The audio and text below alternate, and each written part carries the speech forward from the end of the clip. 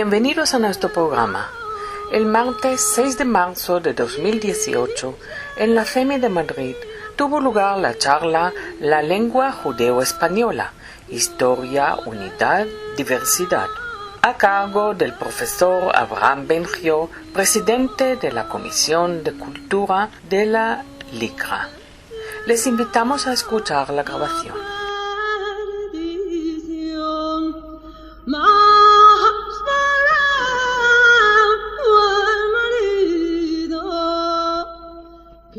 Damos la bienvenida a nuestro conferenciante, nuestro amigo Abraham Bengio.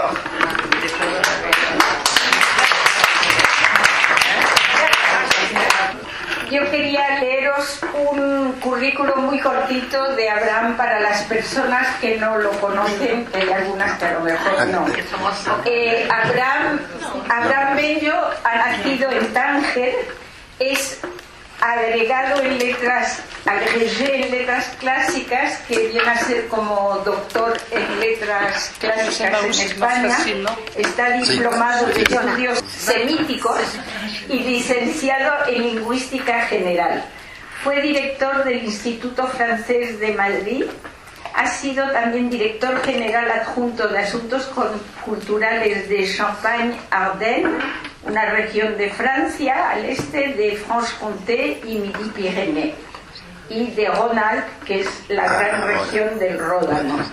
Es delegado general de la lengua francesa y de las lenguas de Francia por interim, y actualmente es director general adjunto de la región Rhône-Alpes.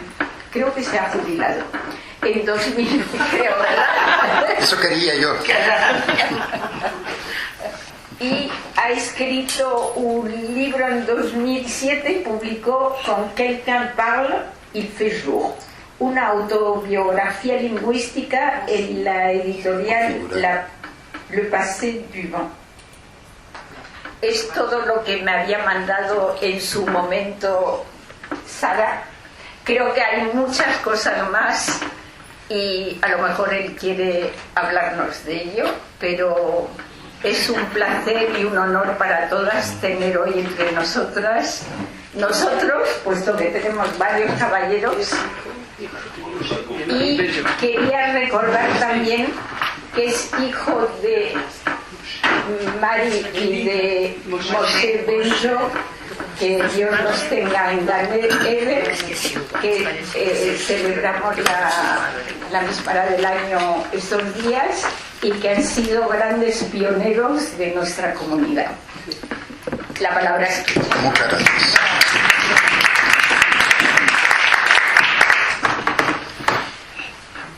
Elias Canetti, el premio Nobel de literatura, decía que él era probablemente el único escritor que tenía tanta intimidad con las dos lenguas, cito sus palabras, las dos lenguas de las grandes expulsiones.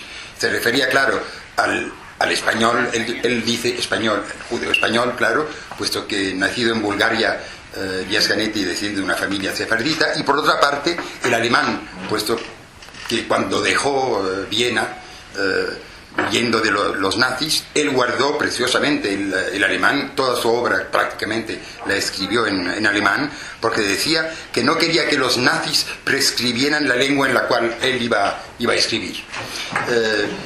Digo esto a modo de introducción para hacer patente que las judeolenguas, las lenguas judías, tienen algo que ver con la experiencia del exilio. También tienen que ver con el mestizaje. El judeo español, por ejemplo, es el producto de un doble mestizaje. Primero, cuando los judíos vivían en España en la Edad Media, el mestizaje con el hebreo y algunas palabras de árabe. Esto ya lo explicaré un poco más tarde. Y luego, cuando los judíos salieron de España, el mestizaje de ese idioma que ellos se llevaron con ellos, con el turco en el ex imperio otomano, que por cierto me encantó oír el acento de la señora Benatar cuando nos contó su chiste, Barnatán, sí. Porque varias veces en la conferencia tendré que hacer comparaciones entre el judaísmo y la jaquetía. Está bien que hayan hablantes aquí de ambos dialectos. Entonces el mestizaje, digo, del español con el turco y un poco el griego y algunas lenguas eslavas, y bueno, en el Imperio Otomano, y claro, el mestizaje con el árabe y un poco el bereber en el norte de Marruecos. Les voy a... Si tú sientes aquí, este sistema no lo conozco bien. Sí, ahora. Yo creo que podríamos darle a la flechita. Sí. Aquí. Aquí. Sí. ¿Se ve? Sí. Ese es el plano de la charla. Empezaré hablando de los idiomas que se hablaban antes de la expulsión, y voy a remontarme hasta la antigüedad. Rápidamente, claro, pero para que las cosas encuentren un poco su marco general. Luego intentaré explicar cómo el idioma, después de la expulsión de España, pudo evolucionar y nacen los dialectos del judeo español. Y si tenemos tiempo, que no sé si lo tendremos, intentaré hacer una comparación entre rudesmo y jaquetía que puede tener gracia. Decía primero los idiomas. ¿Qué idioma hablaban los hebreos en la antigüedad antes del primer exilio de Babilonia? Obviamente. ¿Qué hablaban? La lengua del país. Sí, no. En Israel. Eso es más tarde. Hebreo, naturalmente. Hablaban el hebreo bíblico.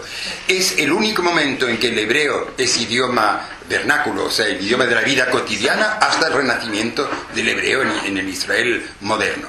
Puesto que a partir del primer exilio, que es en 586 antes de la era actual, ya podemos llamarlos judíos, ya no son hebreos.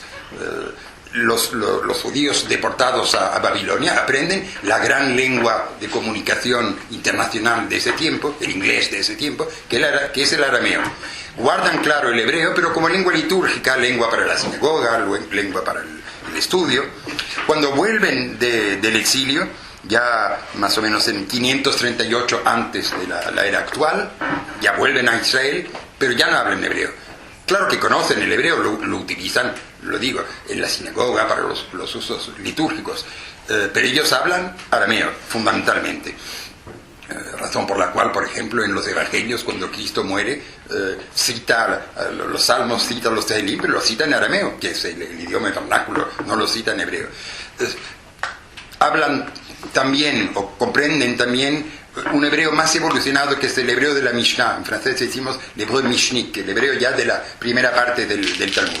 Y luego, cuando llegan los griegos, en la época helenística, hacia 300 antes de Cristo, las élites judías, únicamente las élites judías, aprenden griego y hablan griego normalmente, y aprenden latín luego, cuando en el 63, siempre antes de la era actual, llegan los romanos. O sea que un judío culto que vive en Jerusalén en los años 50 antes de la era actual, habla griego y latín, conoce bien el hebreo, claro, habla arameo en la vida cotidiana. O sea, eso del poliglotismo judío no es de hoy, es desde la antigüedad e incluso antes del exilio.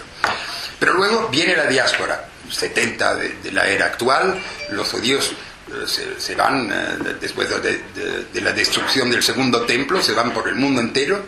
¿Y qué idioma hablan?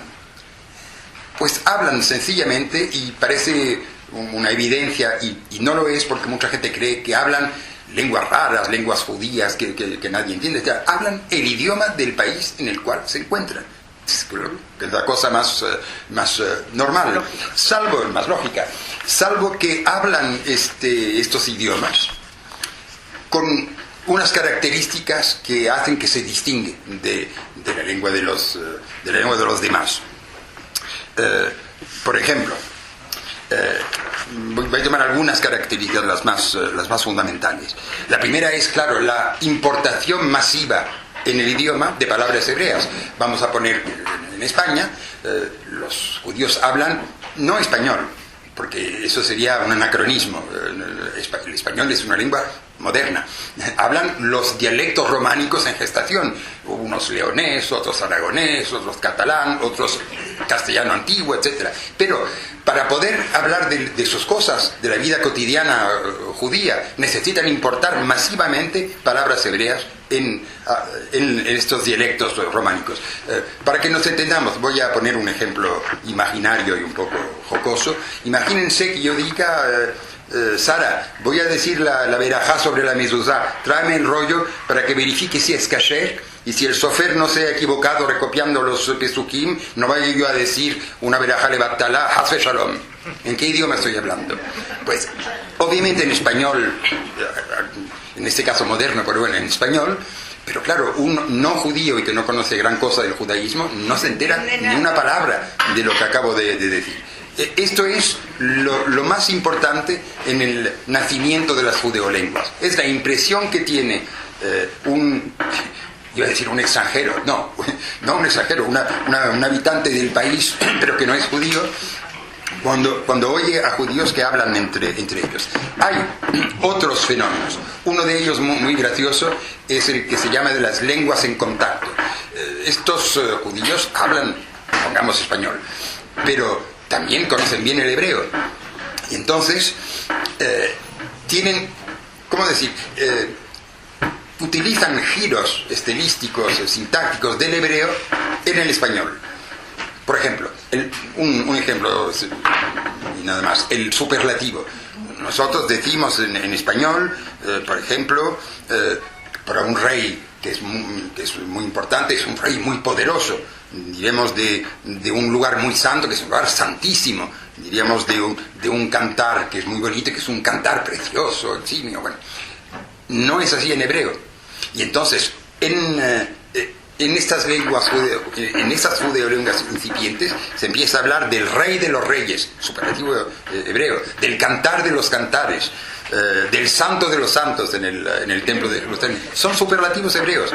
Es la sintaxis del superlativo en hebreo.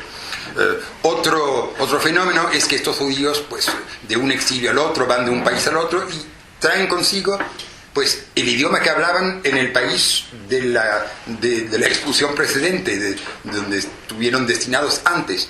Y entonces este idioma contamina un poco el español que ellos hablan, que se mezcla de otros idiomas, a veces improbable, porque vienen de todas partes, que han conservado un poco.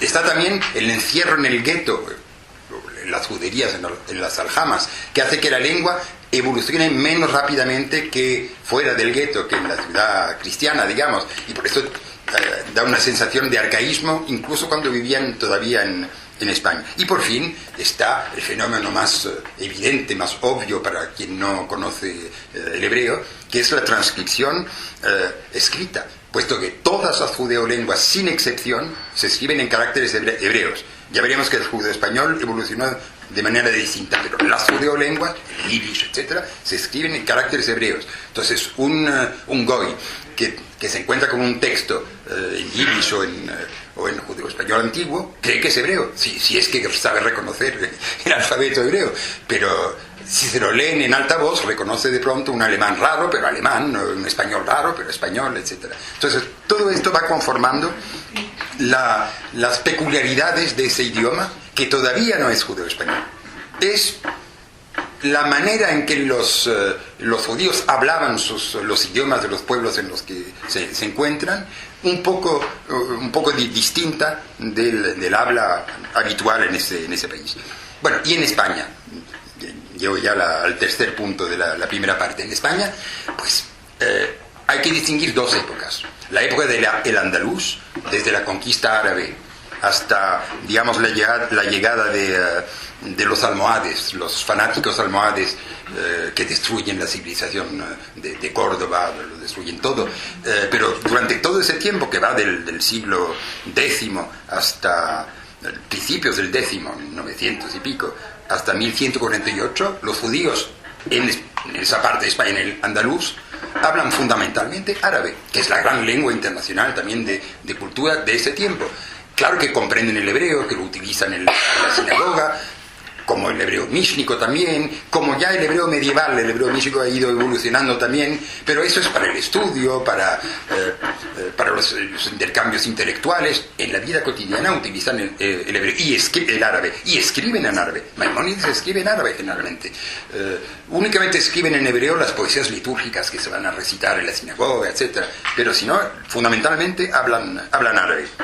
Luego, a partir de la llegada de los almohades, digamos, a partir de la reconquista de Toledo, que es en 1085, hasta las terribles masacres de 1391 y, claro, de la expulsión de 1492, los judíos, la mayoría, encuentran refugio un poco más al norte en los reinos cristianos. Y en esos reinos cristianos siguen entendiendo árabe, no lo perderán jamás, pero hablan fundamentalmente las lenguas, efectivamente, románicas, que están todavía en gestación en esa época. En Francia sería el equivalente de l'ancien français, la lengua de la chanson de Roland, que no se parece mucho al francés actual, pero es su antepasado, digamos. Hablan esos dialectos. Y cuando escriben generalmente en hebreo, esta vez, y a veces también en árabe, pocas veces en las lenguas románicas. Y hay una imagen que es un poco un estereotipo, pero es bonita y creo que rinde cuenta de esa realidad. Es la Escuela de Traductores de Toledo. Hay que imaginar en esa Escuela de Traductores de Toledo un rabino y al lado de él un sacerdote cristiano, un monje. El judío tiene en la mano un rollo escrito en árabe.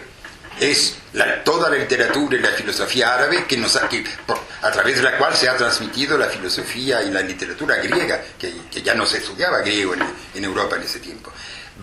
El judío va leyendo el texto que está en árabe y lo traduce en alta voz en dialecto románico, digamos en viejo español, por ejemplo.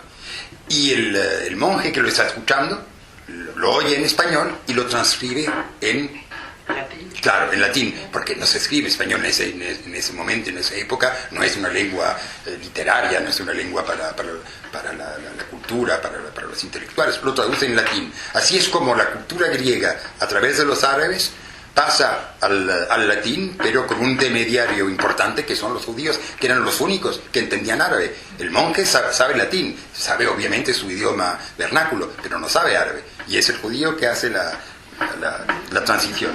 Y los judíos de esa manera contribuyeron también a la evolución de las propias lenguas románicas, porque claro, con su conocimiento del árabe, del hebreo, etcétera, ellos también tomaron parte en esa aventura lingüística que es el nacimiento de las lenguas modernas. Entonces, este idioma que ellos hablan a la víspera de la expulsión, ¿es una judeolengua o no?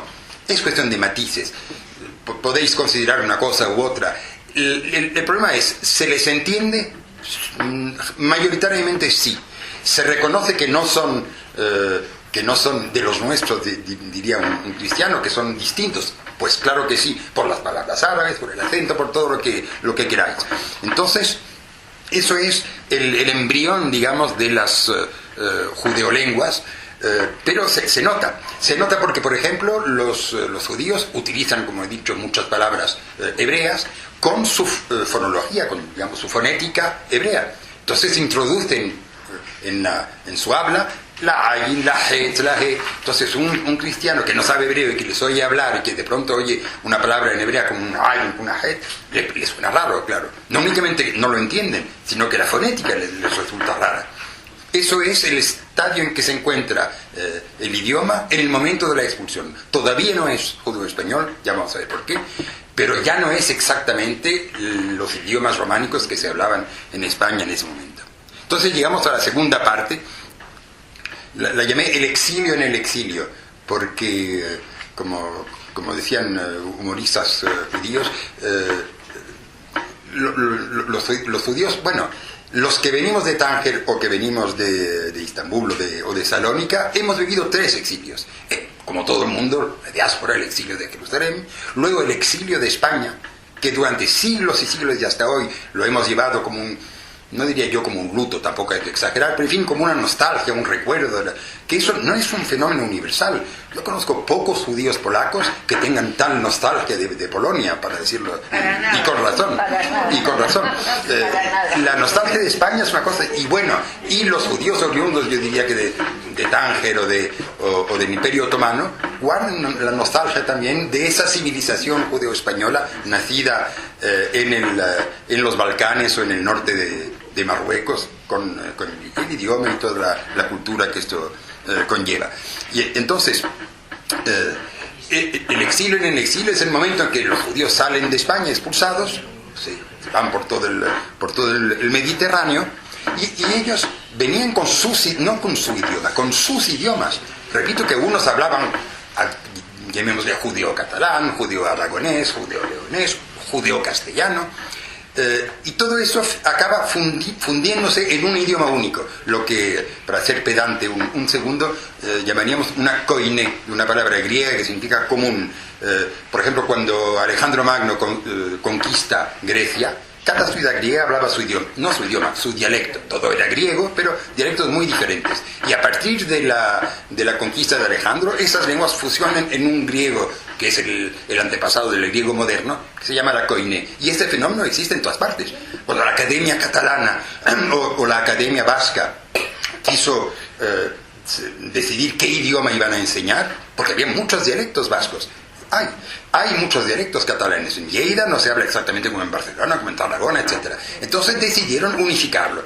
Y los vascos tienen el Batua, el vasco unido, igual se hizo en Cataluña. Pues lo mismo pasa aquí, salvo que las proporciones no son las mismas. Cuando los judíos salen de España, sobre todo después de las masacres de 1391, muchas aljamas, muchas juderías se han destruido. En el reino de Valencia quedan 3 aljamas. En el condado de Cataluña quedan 3. Hay 19 en Aragón, mientras que en Castilla hay 216. Entonces es lógico pensar que cuando esas lenguas, esos distintos dialectos se unifican para hacer lo que pronto será el judeo español, pues lo que domina es el judeo castellano, claro. Pero a veces alguna palabra catalana, aragonesa, leonesa, portuguesa, pues los judíos se habían pasado por Portugal, se habían quedado medio siglo en Portugal antes de que los expulsaran, y por eso en Jaquetía o en judeo español de los Balcanes encontramos bastantes palabras que en realidad vienen del portugués. Entonces, eso es la koiné. Pero la segunda etapa, que es la más importante, es el nacimiento de los dialectos del judeo español. ¿Esto cómo ocurre? Pues es muy sencillo. Los judíos que se van al Imperio Otomano, que son la mayoría, se encuentran con un pueblo que habla un idioma totalmente distinto. El turco no es una lengua semítica, no tiene nada que ver ni con el hebreo ni con el árabe, pero lo aprenden, claro, para poder vivir. Y su manera de hablar, pues se contamina, como se dice en lingüística, que no es una palabra despectiva, no es la contaminación de los médicos, quiere decir que se juntan con palabras turcas, más o menos, según las ciudades, según las épocas, según el nivel, le registre, se dice en francés, le registre de langue, el nivel de lengua. Los hay que quieren hablar un español muy puro, los demás que, bueno, meten muchas palabras turcas dentro de su lenguaje, porque no les viene la palabra en español, pues bueno, ponen una palabra turca, y el idioma se va evolucionando bajo la influencia, digo, del turco, también un poco del griego, un poco más tarde, también de algunas lenguas eslavas que hay por ahí, y mucho más tarde, ya en el siglo XIX, del francés, masivamente, por las escuelas de la Alianza, las escuelas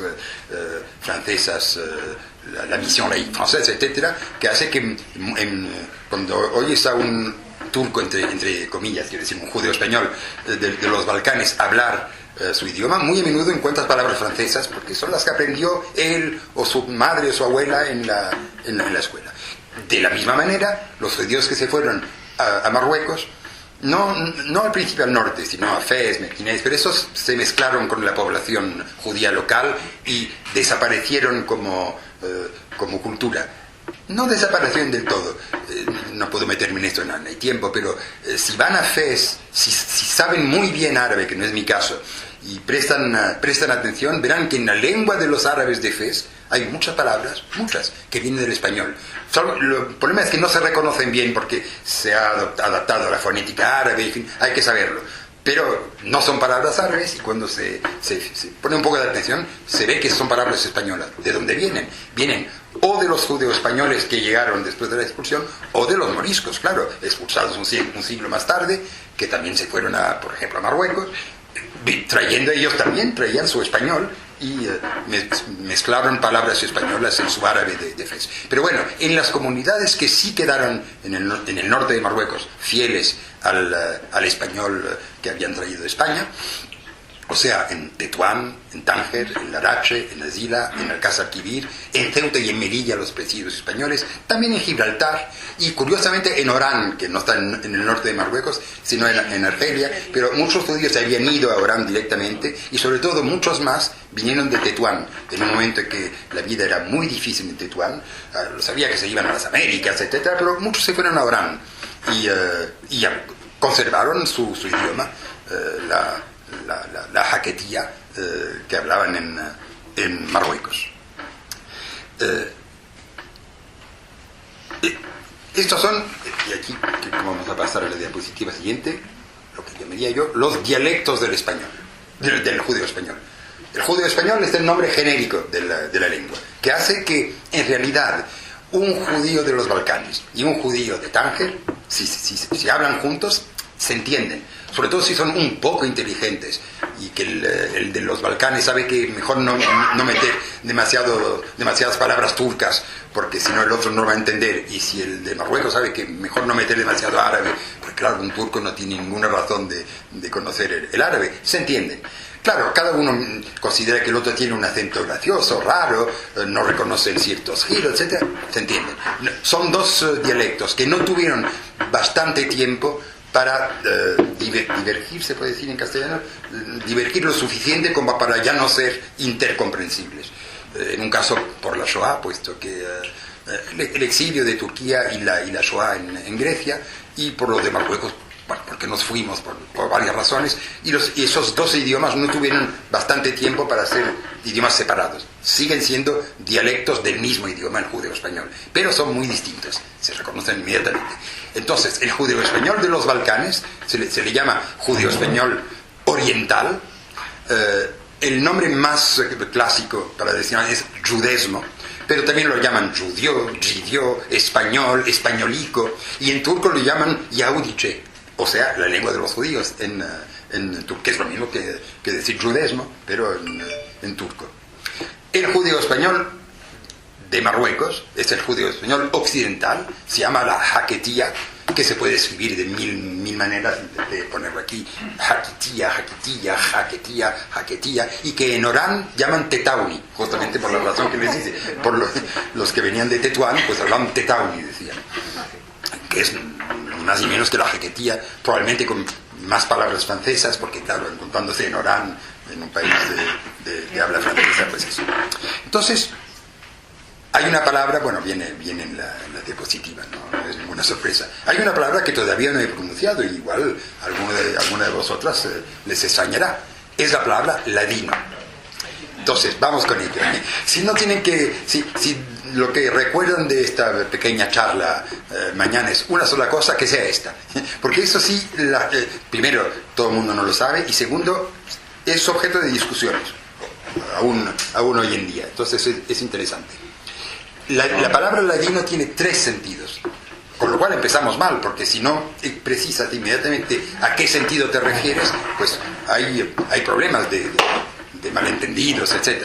El primer sentido, muy común, es: ladino es la lengua hablada por los judíos oriundos de España. El goy a quien le dices, no, yo soy descendiente de los judíos expulsados de España, dicen, si es un poco culto, te dice, qué interesante, hablas ladino. Vale, bueno, es el primer sentido de esta palabra.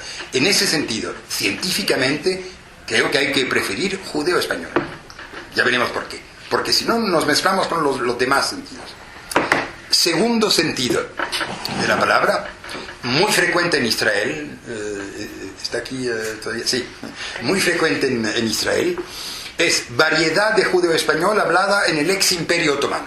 un judío israelí oriundo de los Balcanes, especialista en estas cosas, te dirá, ah, tú vienes de Tánger, porque nosotros hablábamos ladino y tú hablas jaquetía. Ladino como el contrario de jaquetía. Es un error científico muy común en Israel. ¿Por qué? Porque primero Isaac Nabón, expresidente del Estado de Israel, él mismo de ascendencia del Imperio Otomano, especialista en lingüística judeo-española, hizo mucho por promover el idioma en Israel, y él lo llamaba ladino. Bueno, y Moshe Shaul, que fue su alumno, digamos, no quiero decir baberías, creo que ha muerto recientemente, en todo caso debe estar muy viejecito. No, bueno, entonces, perdón, no, muy bien. Pero en fin, debe estar bastante... La última vez que le vi hace ya casi 10 años. Igual que entonces. Bueno, perfecto. Pues por 120 años entonces. Y Moshe Shaul, que fundó la Nacional del Ladino en Israel, dice también ladino. Pero hay que tener mucho cuidado con esto, porque muy a menudo, hay que reconocerlo, hay razones objetivas. Los judíos españoles del ex Imperio Otomano, uno, eran mucho más numerosos que los que fueron a Marruecos. Segundo, tienen una literatura muy rica. No sé si tenemos tiempo de hablar de su literatura, pero hay muchas cosas. Novelas, libros de historia, de filosofía, poemas, bueno, muchas cosas. Periódicos, no sé cuántos, centenares de periódicos, etcétera.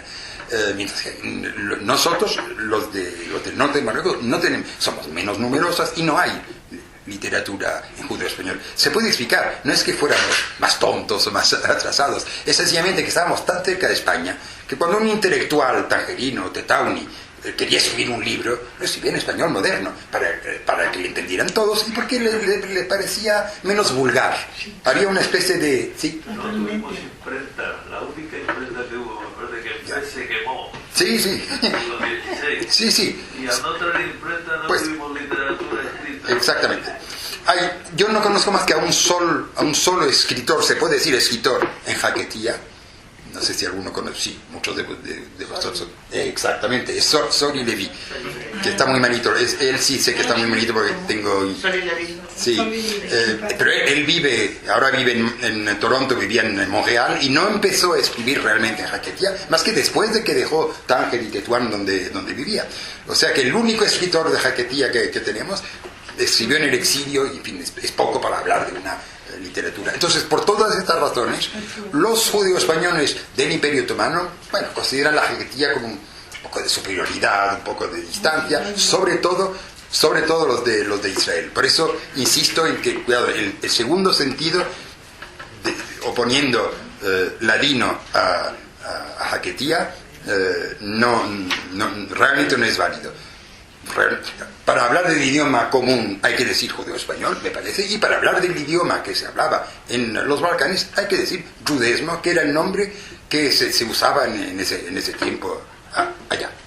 Entonces, si el ladino no es ni el idioma general ni el idioma del Imperio Otomano por oposición al de Marruecos, ¿qué es? Entonces, el ladino es la forma arcaica y exclusivamente escrita de la lengua anterior a la expulsión.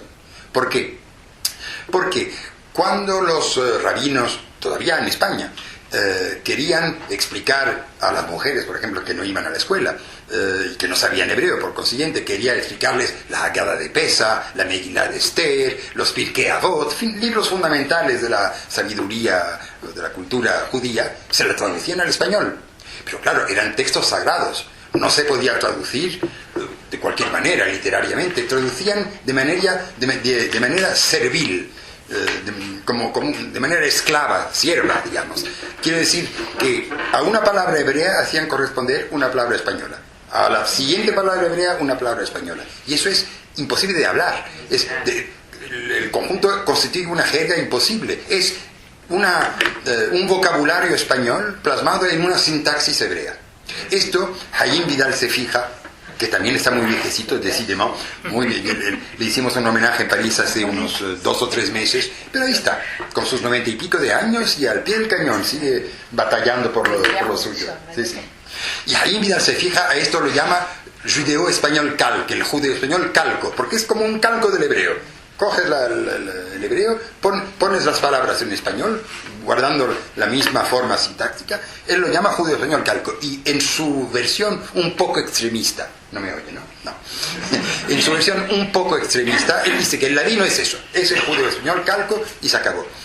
La verdad es un poco más compleja. Muchos estudiosos del tema lo saben. Yo, por ejemplo, ¿dónde está?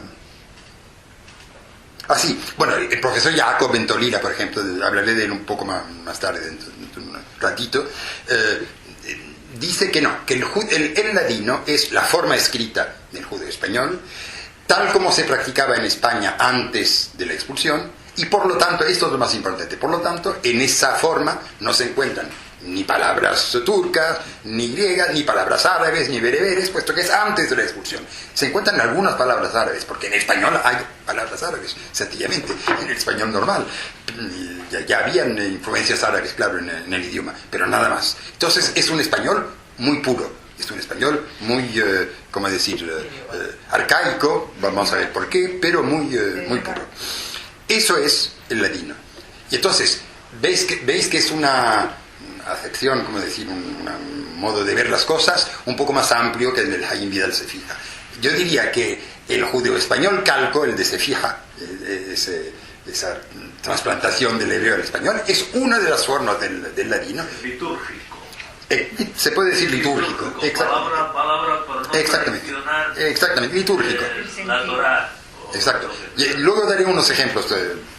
Hay un poco de tiempo, sí. Sin embargo, perdón, el diccionario Sí. te induce a error porque dice exactamente: el idioma ladino o idioma judeo-español, lengua derivada del español hablada por los judíos sefardíes, y en cambio el ladino o judeo-español calco sí le da esa definición. Sí. O sea que hace una... El diccionario en general da como definición en lo que puse el ladino 1, que es la lengua general. En realidad, para los estudiosos hay que distinguir entre la lengua hablada general, que es el judeo-español con sus distintos dialectos, y el ladino, que se siguió escribiendo después de la expulsión. Cuando un rebí quería dar un sermón, hacer un discurso muy solemne delante de gente muy importante, no iba a meter en su discurso palabras turcas ni griegas ni árabes. Lo hacía en el español más refinado que podía, más puro, más culto que él podía. Eso es ladino. Entonces, el ladino es la forma escrita del judeo español sin las aportaciones de las lenguas del exilio, que pueden ser el turco, el griego, etc. Es eso. Pero sobre todo, es cuando se trata del dialecto hablado, judesmo o jaquetía, es una lengua arcaizante. ¿Por qué arcaizante? Porque cuando salen los judíos de España, la lengua española sigue evolucionando, sin ellos, claro, sigue evolucionando. Y ellos se fueron, se llevaron la lengua tal como estaba, también evolucionó con los empréstamos al turco, al hebreo, al árabe, etc. Pero no evolucionó de la misma manera y sobre las mismas bases que el español en España. Dos fenómenos, por ejemplo, que son masivos, que únicamente esos dos fenómenos le dan otro color al idioma. La J. La J en la España medieval se pronuncia como en francés actualmente, je. Y es únicamente en el siglo XVI que el je pasa a ser j. Por eso en español moderno se dice judío, mientras que nosotros decimos judío en el Imperio Otomano y judío aquí, en el norte de Marruecos. Es sencillamente que no estábamos en España cuando se produjo ese cambio. Otro cambio, hay muchos más, pero otro cambio masivo es la S intervocálica. La S entre dos vocales en España medieval se pronunciaba como en francés, también curiosamente moderno, z. Y luego, en el siglo XVI, ese z se pasó a ser s, la sibilante sorda. Y entonces, por eso decimos pues ven a mi casa. Cuando nosotros, los judíos, decimos, ven a mi casa. Bueno, nada más que esos dos fenómenos bastan para darle ese matiz un poco arcaizante al idioma. A ver, ¿en qué estamos? Pues estoy luchando contra el reloj, por eso. No, estamos bien. Bueno.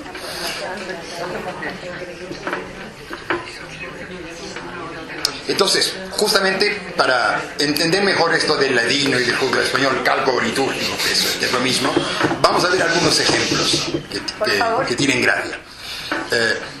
Les he dicho que las judeolenguas se escribían en caracteres hebraicos, efectivamente, y el judeo español así fue durante mucho tiempo. Y luego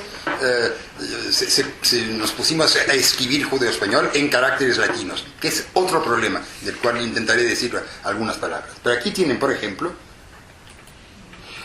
vamos a verlo luego, este es el titular, es un facsímil que editó Uriel Macías, que todo el mundo conoce, creo, aquí en Madrid.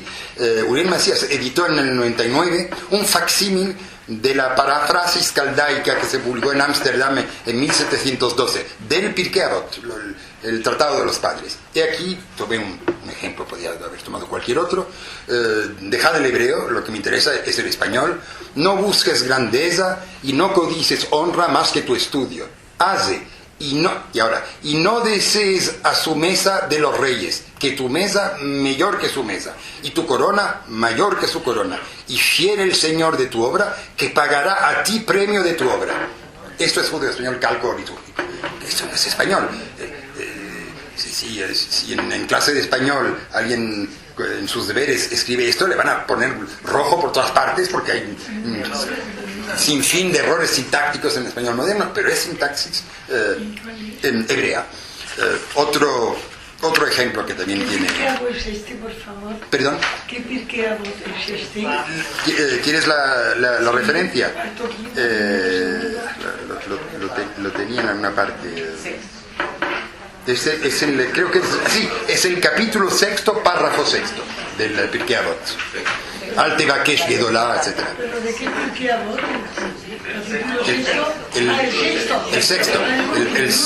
El sexto párrafo del sexto capítulo de Pirkei Avot. Aquí tenéis otro ejemplo gracioso. Esto es un documento... no sé. Bueno, es un documento bastante curioso. Son las Sheva Berajot, las 7 bendiciones del matrimonio en judeo español. Es un documento poco común. Y está en judeo español, pero como son bendiciones, como está en nombre de Dios, lo hicieron litúrgico. Tomen, por ejemplo, la cuarta bendición. Bendicho tú, Adonai, nuestro Dios, Rey del mundo, que formó al hombre en su imagen de semejanza de su compostura, y ordenó a él de él edificio hasta siempre. Bueno, casi prefiero en hebreo, está más claro que en español. Esto es judeo español calco litúrgico, que es una transposición sierva, como decía, esclava. No sea que sea mochivo. Exactamente, es exactamente eso. No vaya a ser que alguien, como no sabe hebreo, se base en el texto español para interpretar teológicamente lo que se está diciendo y meta la pata, porque el traductor se alejó un poco, se estuvo un poco infiel. Esto es... ¿Aljamiado? Esto no, justamente no, porque está en caracteres... Ahora vamos a ver lo que es el aljamiado, sí. A ver... No entiendo nada, cuando dice nos abondará. Sí. ¿Pero qué significará eso? Nos abondará, sí. Bueno, ahora vamos a pasar al problema de la transcripción. Repito que las judeolenguas en un principio se escriben en caracteres hebraicos y el judeo español también. Aquí tenéis un ejemplo gracioso. Es un... también estaba la Megilá de Esther. Para otro ejemplo de judeo español calco. Esto no sé adelante, pues cualquiera. Pero en fin, por ejemplo, cuando dice en los días los de estos, como a sentarse el rey Ahasverosh sobre silla de su reino, que en Shushan el palacio. Bueno, igual, un idioma absolutamente imposible de hablar, pero que traduce literalmente el texto de la Megilá. Aquí tenéis un diario de Constantinopla del 21 de octubre de 1921. ¿Cómo se llama ese diario? El Tiempo. Claro, El Tiempo. Pero claro, una persona que no es judía, que no sabe hebreo, cree que es hebreo. Y aquí pone El Tiempo. Bueno, está escrito en caracteres arábicos, sí, contiguo arriba, pero es sí, porque está la fecha. Bueno. Aquí tenéis otro ejemplo que, bueno, lo puse en español, la voz del pueblo. La voz del pueblo. Esto es judeo-español, escrito en caracteres hebraicos. Esto es cuando se transcribía en caracteres hebreos cuadrados. Esto es lo que se llama hebreo cuadrado, que es el hebreo que leemos generalmente en los diarios, en los libros de Tefilá. Por eso no tenéis ningún problema en entenderlo. Ahora lo vamos a complicar un poco. Esto sí, para contestar a tu pregunta, esto sí, cualquiera que sea la forma en lo transcribes, se llaman textos aljamiados. Los textos aljamiados son textos escritos en caracteres hebraicos, pero en idioma español. Si lo lees, la voz del pueblo, pues es español, pero está escrito en caracteres hebraicos. Eso se llama textos aljamiados. Ahora se complica un poco la cosa. Aquí están... ¿Se ve bien? Sí. Bueno, mejor que mi ordenador. Se ve. Estos son las coplas de Yosef Hatzadik. Es un escritor de Constantinopla del siglo XVII, Abraham Toledo. Es la mujer de Putifar, enamoradísima de Yosef, en la Biblia, que se está dirigiendo a Yosef. Y a la derecha lo tenéis en hebreo y en hebreo cuadrado. Dice Yosef, Nafshecha, Nafshi, Lecha, Shoef, etc. A la izquierda lo tenéis en judeo-español, pero esta vez transcritos para que se distinga bien en caracteres Rashi. Cuando veis una página del Talmud, el Talmud está en hebreo cuadrado y todos los comentarios abajo, arriba, derecha, izquierda están en caracteres Rashi. Y aquí pone Yosef, mi alma y mi vida. Y el último verso la primera estrofa, ten piedad de mí. Pero son caracteres hebraicos, claro. Pero Rashi. Y ahora lo vamos a complicar un poco más, porque claro, esto para escribirlo a mano era difícil. Entonces se inventó una escritura manual para el judeo español que se llama, ¿alguien lo sabe? Soletreo. Exactamente, el soletreo. Y además, para simplificar aún las cosas, el soletreo que se practicaba en el Imperio Otomano no es exactamente el mismo que el que se practicaba en Marruecos. Y eso, a menos de ser especialista, que no es mi caso, es imposible leerlo. Porque además las letras van de ligature, como se dice, están liadas, unidas las unas a las otras. Es imposible leerlo si no se sabe. Tengo aquí si a alguien le interesa, un lazo de internet de un vídeo en que el profesor Bunis de Israel explica cómo escribir o leer el soletreo. Lo explica muy bien. Yo creo que en unas cuantas horas, lo intentaré, se debería poder llegar a descifrar. Entonces voy a tomar un ejemplo que es conocido, que es un libro que se encontró en Tánger hace unos 30 años, que eran las actas de la Junta de la Comunidad de Tánger en el siglo XIX, que está en soletreo, todo enteramente, menos la tapa, todo está en soletreo, y unos estudiosos tangerinos que tienen un mérito inmenso, hicieron una edición donde cuentas el facsímil del libro de actas, la traducción completa y comentarios históricos, lingüísticos, etcétera, que te hacen entrar dentro de la vida cotidiana de la comunidad de Tánger en el siglo XIX. Es apasionante, porque puesto así a primera vista, pues nadie se entera. La tapa, bueno, sí, es posible, la tapa no es un problema. Ahora os lo enseño. No, me faltaba el principico dice que en ladino, y es judesmo. Ese es ladino en el sentido y arriba pone de Antoine de Saint-Exupéry, comprando Saint-Exupéry. Sí. Esto es, y miren, esta es una edición muy moderna, salió hace pocos años, y por eso, en vez de poner el rudesmo, ponen ladino, puesto que es la designación actual en Israel. Es buenísimo. Yo lo vi ese libro, un señor en una función que dieron en Casa de América. Ah, sí. Sí, y había sentado al lado mío un señor que tenía el Principito y me dijo que estaba escrito en ladino. Sí, pues es este. Aquí está el libro de actas de la Junta Selecta de la Comunidad Hebrea de Tánger. Esta es la tapa. La tapa, no sé si se ve bien aquí, pero se lee perfectamente porque está en hebreo cuadrado. Libro de actas, bueno, ya aquí está muy pequeño. Libro de actas de la Junta Selecta de la Comunidad Hebrea de Tánger y sigue la fecha, etc. Lo que traduce Michel Serres. ¿En qué año? Creo que lo traduce esto Michel Serres. Él habla de ello en su libro sobre la historia de los judíos de Tánger, pero en 1860 y pico. El rabino del cual se habla en cada página es mi antepasado, es Rabbi Mordechai Menshov, porque era rabino en ese momento. Serres habla de ello, pero los que hicieron la edición crítica son los... ¿Cómo se llaman, por favor? Ay, se olvida. Pimienta, exactamente. Los hermanos Pimienta hicieron esta edición y es muy meritoria. Ahora agarraos. Ahora viene la primera página. Y el que me la pueda, no digo traducir, porque traducir no es problema, es español, es lo mismo. Leerlo. Aquí está. Esto es solitreo. Esto ya hay que saber. ¿Esto cómo se llama? Solitreo.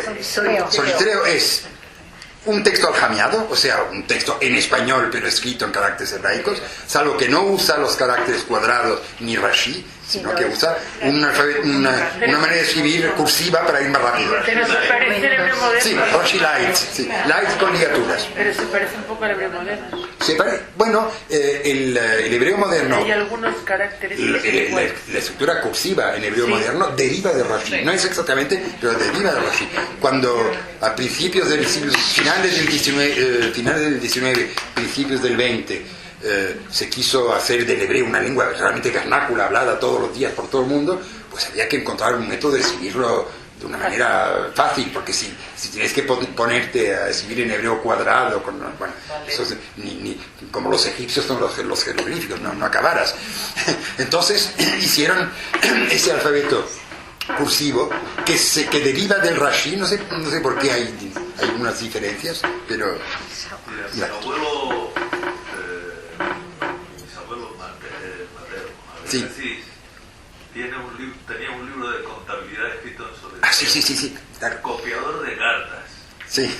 Y le escribe a su cuñado, de todo el mundo habla el señor Tarzan, este es mi amado Joseph Hachuel, no sé qué, y todo eso le Sí, porque aquí les enseño una cosa un poco solemne, no es religión, pero es el libro de actas oficial de la comunidad, pero lo utilizaban en solitreo en la vida cotidiana.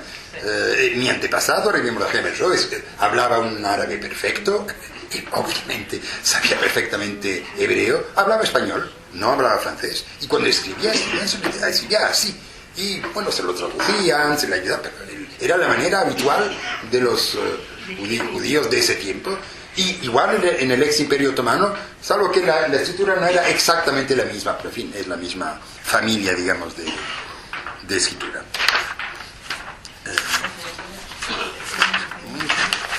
El libro de actas. Y fenómeno curioso, la única judeolengua que utilizó caracteres latinos es el judeo español. El yiddish nunca. El yiddish hasta hoy en día se sigue escribiendo en caracteres hebraicos. Pues sí, siempre se puede transcribir, claro, en caracteres latinos, fonéticos si se quiere, pero se escribe en caracteres hebraicos. Igual para el judeo árabe se escribe en caracteres hebreos. El yevanit, que es el judeo griego, que ya desapareció hace tiempo, etc. El judeo español, por varias razones, porque no lo conozco bien, utilizó los caracteres latinos. Y aquí empieza la dificultad. Digo, aquí empieza para no os asustéis, es justo para dar un detalle. Aquí empieza la dificultad, porque ¿cómo lo transcribimos? Porque escrito así en carácter, pero ¿cómo lo transcribimos en caracteres latinos? Aquí hubieron dos opciones, yo diría casi que opuestas. La opción que tomaron los judíos españoles del ex imperio otomano, porque ellos vivían muy lejos de España ya no existía, y vivían en un país donde se hablaba turco. Y para tomar un único ejemplo que está muy claro, si ellos para escribir el sonido k hubieran utilizado como nosotros la C, eso en turco es imposible, porque la C en turco se pronuncia J. Entonces utilizan la K, que es una letra muy rara en español. Hay pocas palabras que tienen una K. Y sin embargo, los textos en judeo-español del Imperio Otomano están llenos de K, porque es el único método para que se oiga K y no Ch o cualquier cosa. Entonces ellos utilizaron un alfabeto muy semejante al alfabeto turco moderno, que es un alfabeto latino, porque era el alfabeto que ellos aprendían en la escuela, etc. Los judeo-españoles del norte de Marruecos, bueno, primero que no escribían, por lo menos no escribían jaquetía, pero sí, algunos libros hay, algunas cosas hay, y sobre todo a la época moderna, pero ya cuando digo moderna quiero decir hoy, muchos de nosotros escribimos en jaquetía a los amigos, y ahora por internet se mandan emails, etc. ¿Y qué se puede hacer, qué se debe hacer para transcribir en caracteres latinos la jaquetía? Bueno, la mayoría de la gente lo hace como le viene, y rara vez se escribe la misma palabra de la misma manera, dos veces, lo hace cada vez a su manera. Entonces, un grupo de estudiosos de la jaquetía, no digo que se reunió porque esto era por internet, es un grupo internacional, intentó normalizar la escritura de la jaquetía para los que quieran, todavía si existe alguien que quiera escribir en jaquetía, que tenga una escritura estándar. Voy a citar a los nombres de estas personas. Es el profesor Jacob Bentolila de Beersheba, que es la eminencia en materia de jaquetía en Israel; la profesora Lina Mselem de París, igual algunos de ustedes la conocen, es catedrática de español y gran especialista de la jaquetía; es Soli Levy de Toronto; es Alicia Ciso Rice de la RAS, que la conocéis, de Nueva York, que tiene el sitio, muy bonito sitio, Voces de Jaquetía, y el autor de esta conferencia. Éramos un grupo de 6 personas, estuvimos intercambiando durante un año, y hasta que llegamos si a alguien les interesa, yo creo que traje algunas copias del método de transcripción de la jaquetía al cual llegamos. Esta es la versión final que nos hizo Lynn Anselden. Si a alguien les interesa, creo que no tengo bastante porque no creía que teníamos tantos. Pero bueno, se pueden hacer fotocopias. Así podéis, si queréis escribir en jaquetía, aquí hemos seguido 2 principios en este sistema. Primer principio, alejarnos lo menos posible del español. Porque nosotros consideramos que si el judeo-español del ex imperio otomano es una lengua ya más autónoma, porque muy lejos de España y evolucionó a su manera, la nuestra jaquetía, sobre todo después de la guerra de Marruecos en 1860, la conquista de Tetuán, la presencia de españoles por todas partes, en Tánger, en Tetuán, en todas partes, se había rehispanizado mucho, y en fin, que la jaquetía hay que considerarla hoy en día, lo que hoy es jaquetía, como un dialecto del español. Entonces intentamos hacer una transcripción que no se aleje demasiado del español, que es lo contrario de lo que hicieron los turcos. Y, perdón, justo una cosa, el segundo principio que adoptamos es utilizar lo menos posible lo que se llaman los signos diacríticos. ¿Saben ustedes los signos que hay que ir a buscar en internet, en sitios raros, que es para la AIBA, etc.? Lo menos posible. Algunos porque la het, la AIN, no había manera, había que inventar algo. Pero primero para que no sea demasiado difícil, porque aparte algunos héroes como nosotros, el grupo, ¿quién se va a tirar horas y horas buscando para cada palabra el carácter adecuado en los símbolos de Word? En fin, nadie. Y segundo, para que no parezca, cuando se escribe un texto en jaquetía, que no parezca nada raro, que parezca un texto escrito en español, con algunos caracteres específicos, pero no tantos. Una pregunta, sí. Los diccionarios de Isaac Ben Arush-Ben-Merghi y de Alegría Bendelá son correctos, tienen la correcta... Esos diccionarios son bastante... Este método lo sacamos hace 4 o 5 años. Los diccionarios son anteriores y son buenísimos. Son muy buenos. Esos dos y el primero, claro, el antepasado de todos los diccionarios de Hacketía. El de Benoliel, claro. Esos 3 diccionarios son nuestra herencia más preciosa para los estudiantes de la Hacketía. Son buenísimos. No utilizan ese sistema y lo que es más grave, porque que no utilicen nuestro sistema no pasa nada, es que no utilizan el mismo sistema los 3. Son diferentes los 3. Porque, por la razón que les dije, como nunca se escribe la Hacketía, pues cada uno de los 3 se inventó su propio sistema. Y creo que Jacob Hassan también tenía el suyo sistema, también diferente. Bueno. Era una S con un guioncito y se enfadaba cuando le ponían SH. Con el... el CH, claro. Sí, porque eso era francés. Claro, tenía razón. ¿Y por qué no tengo ya ratón? Polito en la Ori no estaba con vosotros, Oro en la Ori. No sé, bueno, supongo que con Sol y Levi. Pues ya estaba muy cerca también de todo eso, ¿no? Ya no funciona mi ratón. Esto es antisemitismo, ¿eh? No, el ratón no funciona. La souris ne marche pas, ne marche plus.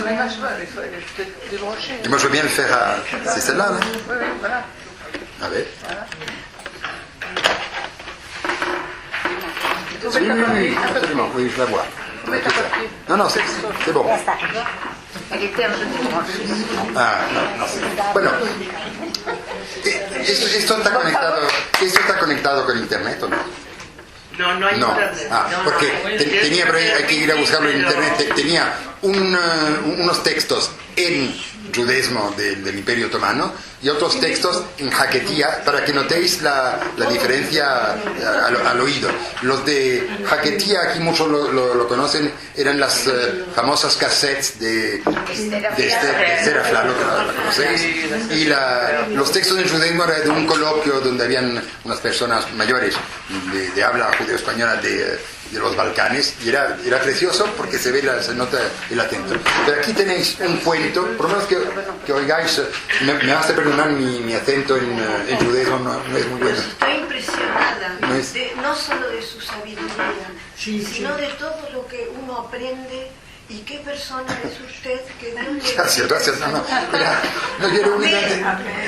Era únicamente porque quería leerlos, si hay tiempo. Quería leerlos este cuento, que tiene gracia, y luego les leo otro cuento en Hacketía. Este es el judaísmo. No hagan mucho caso al acento, porque yo no sé imitar bien el acento de los Balcanes, pero bueno. No lo voy a traducir porque ya realmente no hay tiempo. Veréis algunas palabras que no entendéis. Es turco, y una vez es francés, creo que dice Mextillo. Había 2 amigos que eran vecinos de botica. El uno a la derecha, el otro a la siedra, como dijo usted antes, siedra para la izquierda. El uno le decía cada día al otro: ¿sabes, Isaac? Después que nos vamos a morir, y vamos a venir al mundo en forma de hayá, de bestia. No sabemos cómo vamos a venir. Uno viene como gato, uno viene como rana, uno viene como tortuga, no sabemos. El otro ya se fastidiaba de sentir cada día la que vivía estas boberías. Un día el que hablaba de este modo, horas de midi, francés, horas de midi, mediodía, apareció el sefartasico, el plato, con 2, 3 kiofticas. ¿Qué estás? Que va a comer. Lo quientó, lo calentó, lo metió encima de la mesa y le dijo al amigo: va a ir al horno a tomar un pedacito de pan. Yuzudea, vigila, Yuzudea que no venga algún gato, algún perro, dijo. Le cede. Aquel se fue al horno. Por aquí entró la botica del que se fue un perro, Boy de Ben Adam, grande como un hombre. Se expandió encima de la mesa y se comió todas las fioftés que se apareció el pobre para comer.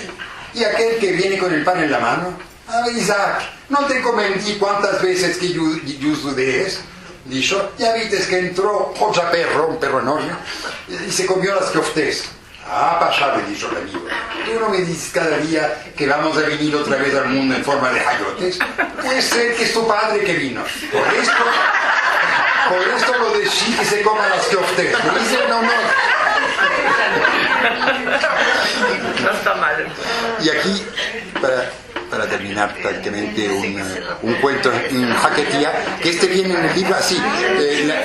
Si no lo habéis leído, os lo recomiendo. El libro de Jacobo Israel Garzón, Lengua y Literatura Oral del Judeo Español de Marruecos o Haketia, él lo escribe con J, como veis. Y aquí está el cuento que bueno, ahora sí es con acento de Haketia. Un judío de la judería trabajaba en el campo. Todos los días salía de la ciudad y se encontraba en medio del camino con el menor del perro de un goy que no paraba de ladrar y ladrar. Al judío le espantaba mucho el perro porque pensaba que le iba a morder. Cada vez que se encontraba con él le tiraba piedras, salía corriendo y se escapaba. Cada día pasaba lo mismo y el judío estaba desesperado.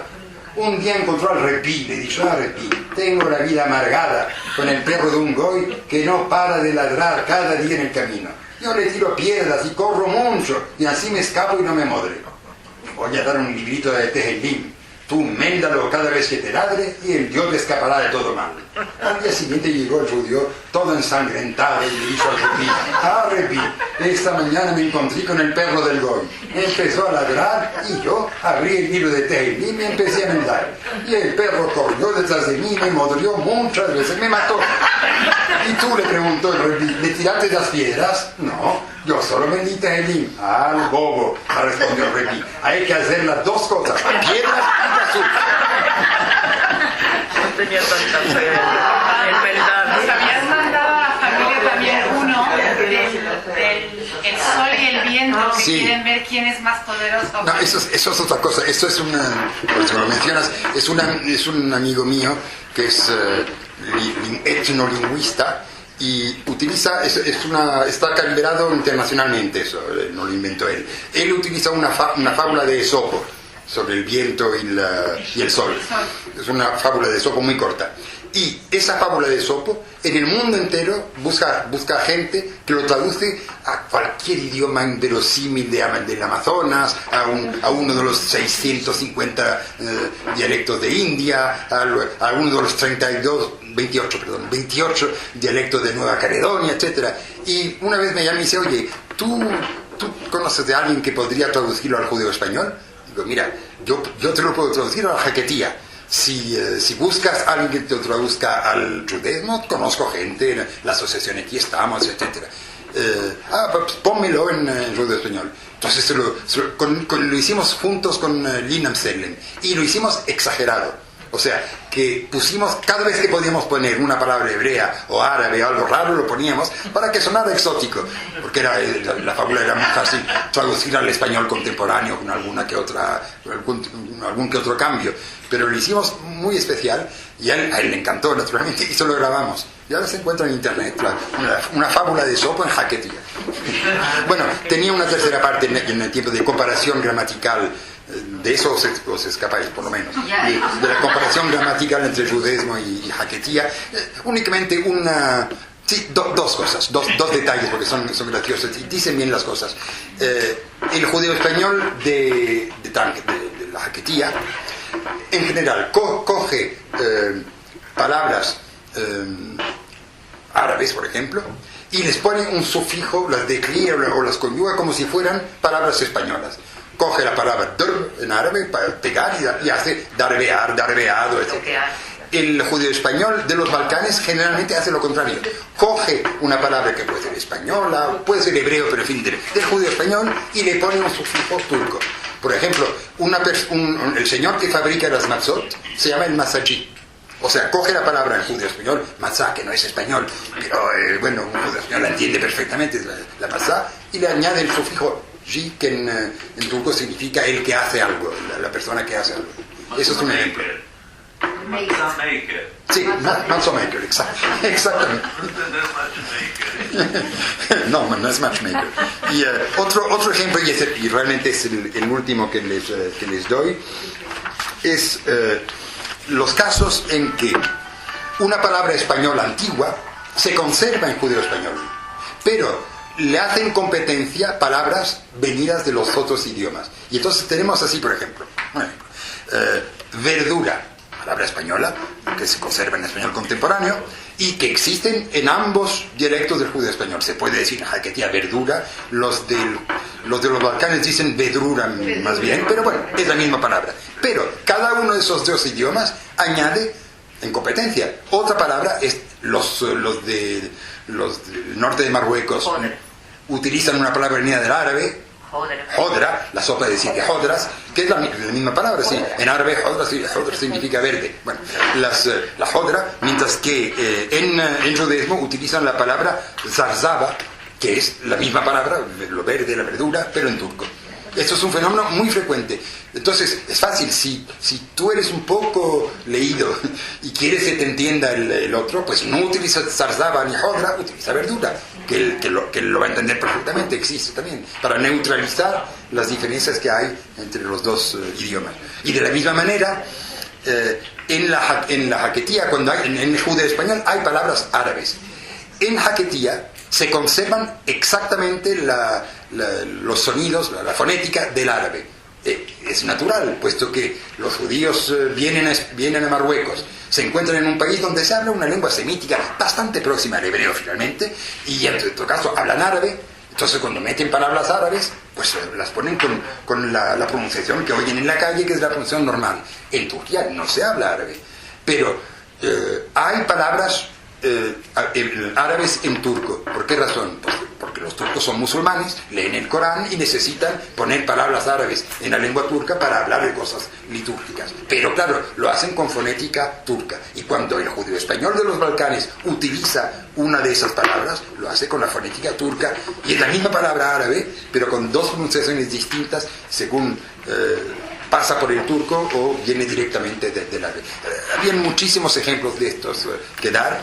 Y lo único ya para concluir, decir, esto no es de mí, es de un estudioso también americano, que habla de la jaquetía porque lo estudió en Gibraltar, el fenómeno, pero dice esto se puede decir de casi todas las judeolenguas que hoy en día están moribundas. Habla de life after death.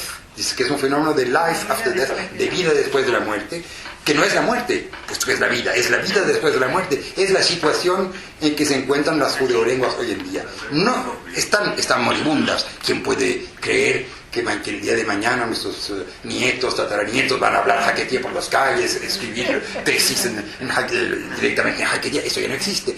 Pero se resisten a morir esas lenguas por razones sentimentales, culturales, muy comprensibles, y entonces en todas partes donde vais te encuentras un núcleo de gente que han hecho una asociación, una radio, un sitio internet, van publicando libros para que se mantenga lo que se puede mantener de ese idioma.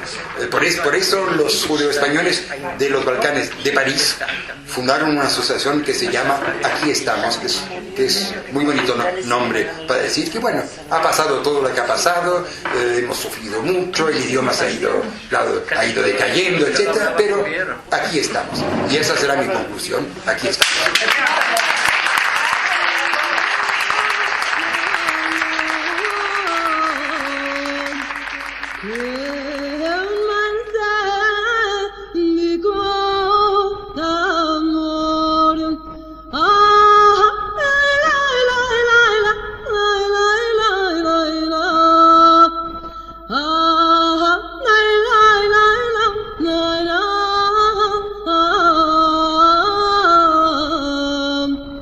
No.